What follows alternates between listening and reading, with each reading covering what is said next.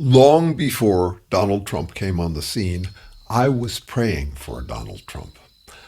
I was studying cult psychology, absolutism, that kind of mindset that people seem to be moving towards, where they're right about everything. And I thought what we really needed was an obvious asshole. And if we had one of them, people would get into the general question of what to do about them.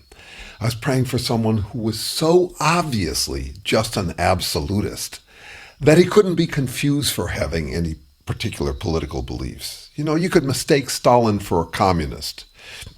I was looking for someone so large print and obvious that everybody would recognize that there is a problem we have to learn to deal with better, which is how to deal with such people. And then he came along, and I guess hope had distorted my expectations because a lot of people fell for him. Such people are extremely attractive because they act as though they have the winning formula that will win forever. And people crave that. So Donald Trump came along, and he's an absolutist, and I'm overjoyed by the quantity of attention that is now being paid, not just to him, but how to argue with people who are absolutists. And it's not really arguing. See, this is not a series on how to not suck at arguing or debating. This is a series about how to not suck at fighting. And I think we have to get much better at it. Back when I was wishing for a Donald Trump, a quintessential absolutist, I was trying to get people to stop paying attention to what they claim to believe so earnestly that it trumps all other considerations. I wanted people to notice that it's not about lifestyle brand. It's not about what jersey the team wears. That's just mere ornamentation. It's about this self-satisfied state one can get into where one pretends that one has solved reality once and for all. It's the know-it-all narcissistic bully. Okay, so this is about how to not suck at fighting such people. I was dealing with people back then who felt like there were moral formulas that applied everywhere. It was their own version of having solved reality. Back then, there was a lot of talk about mindfulness and being loving and being kind to everyone. And I didn't think that was going to work. I had thought that it was going to work, or in my earlier days still, but I was realizing, no, we have to actually behave differently when we're dealing with an absolutist. An absolutist is someone whose sole goal is to make sure that nothing influences them. The origins of the word absolute means dissolved away from all influences. Absolute power corrupts absolutely because nothing can alter it. It becomes this juggernaut. And it's really simple to do, and it's charismatic. The more stupid it is, the more charismatic it is. I have been concerned for a long time about what I call the dumb ass death spiral. It's a way in which if you're dumb, you'll start acting like an ass. And the more you act like an ass, the less you can afford to rethink things. You become someone who is unwilling to look at oneself because it would be a source of influence. You're looking at an idealized self when you are an absolutist. So the question is, how do you deal with such people? And any of us can fall into it. It's a human appetite. But how do you deal with someone who has fallen into it, whether it's a spouse or a child or a family member or work coworker or a president? How do you deal with such people? It is, for me, the fundamental question. I used to be a climate change activist. I used to be an anti-nuke activist. I now think that there's a bigger problem than both of those enormous problems, which is how do you humbly humble a human who will say or do anything to avoid human humility? How do you engage with, how do you disrupt someone whose only goal is to not be disrupted? If we don't get better at that, and it remains a charismatic, attractive magnet, there is something about humans that we're like a-hole magnets. We are kind of drawn to them. We're drawn to fight them, get on our high horse to fight against those people on their high horse, or we're drawn to imitate them the way that Trumpists do. They're all Trump wannabes. So that's the challenge I'm actually dealing with here. And in a lot of my work, I'm dealing with that. As I mentioned in my last video in this series, the good news is you don't have to bone up on facts. They're not dealing with facts. They may spout a few at you to claim their authority, but that's mere ornamentation. They have no depth on facts. They need no depth on facts. That's the dumbass death spiral. If you're throwing a tantrum as if you've solved reality and then the whole world has to agree with you, there is no reason to study. You have only one thing left you want to learn, which is how to be a more effective dumbass. So you're not going to be out there studying public policy. You're not going to be out there trying to understand complicated arguments, pro and con, different policy aspects. That is not what you'll be working on. You'll be studying to reinforce your self-satisfaction, the self-pleasuring, and I do see it as a form of masturbation. And I think masturbation is a far healthier way to deal with that appetite, but it's a form of public masturbation. These people are masturbating in public to their self-satisfied, self-pleasuring sense that they have solved reality. It's a feeling thing. I make a point of never using the words Trump thinks or Trump believes.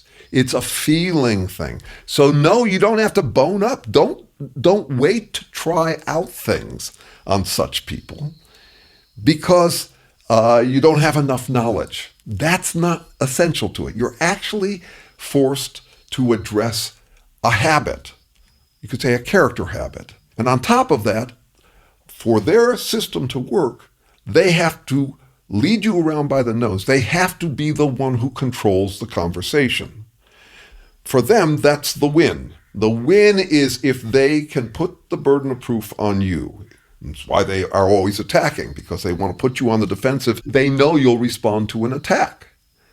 So another advantage is even if they bring up a talking point that they memorize from one of their Trump supporting sites, or if you're talking about a teenager, it might be something they learned from an incel site where they're talking about masculinity and how to show it, whatever it is, or if they're religious fanatics or spiritual fanatics, again, it doesn't matter what, they will have a few talking points, which are their ornamentation, their proof that they are right, righteous, and mighty about everything.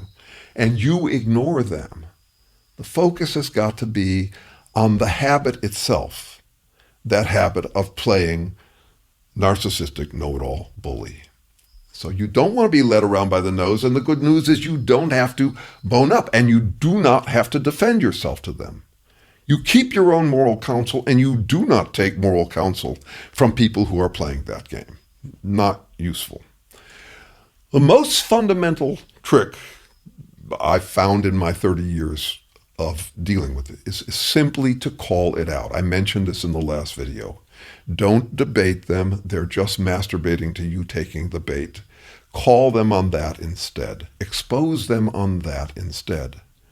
Now, there's a trick that we used to call tar baby, and then stopped calling it tar baby because it was racist.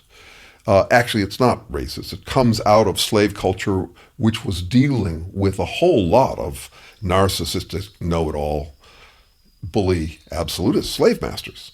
And before that, it came out of Africa, where the stories are about gum babies. So these are accusations that you can make at someone, and no matter how they respond, they confirm the affirmation. The classic gum baby is, don't be defensive. No matter how you respond, the accusation holds.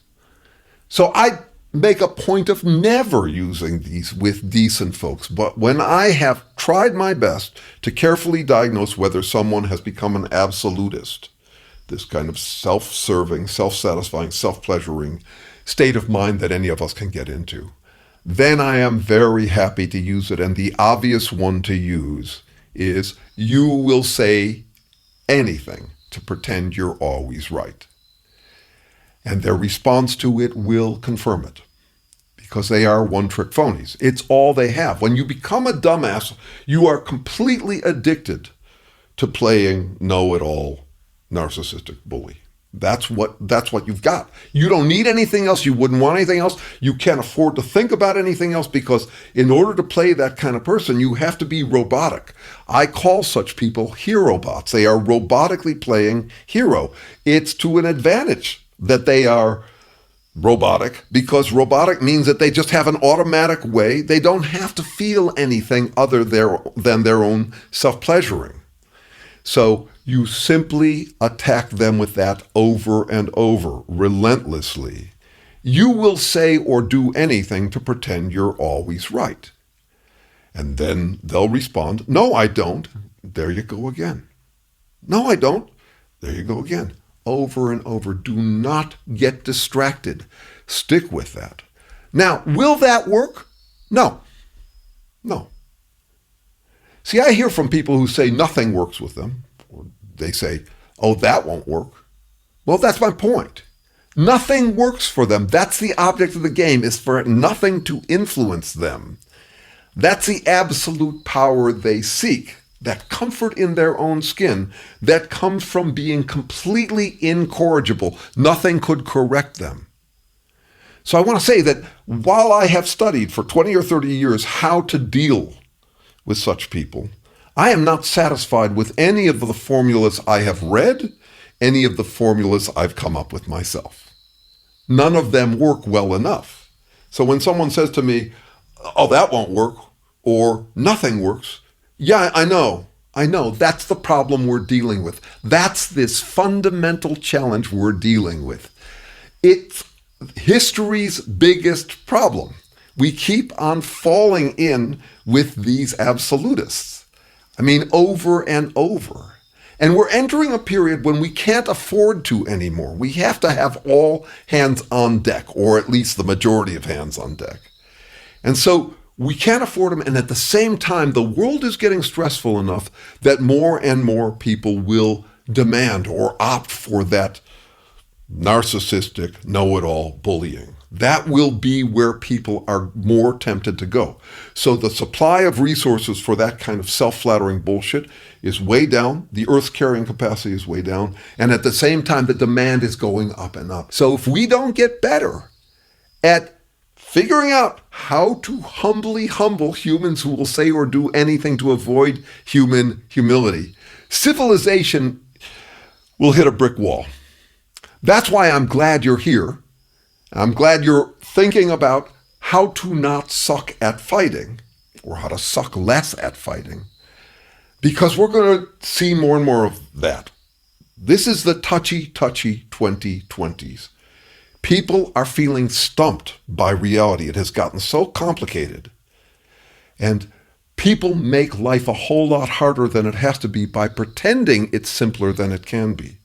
So all of these people who are anti-intellectual or dismissive of any kind of earned authority because reality is simpler, that's the dumbass death spiral we risk at this time. So I'm really glad you're interested in this question, how to not suck at fighting.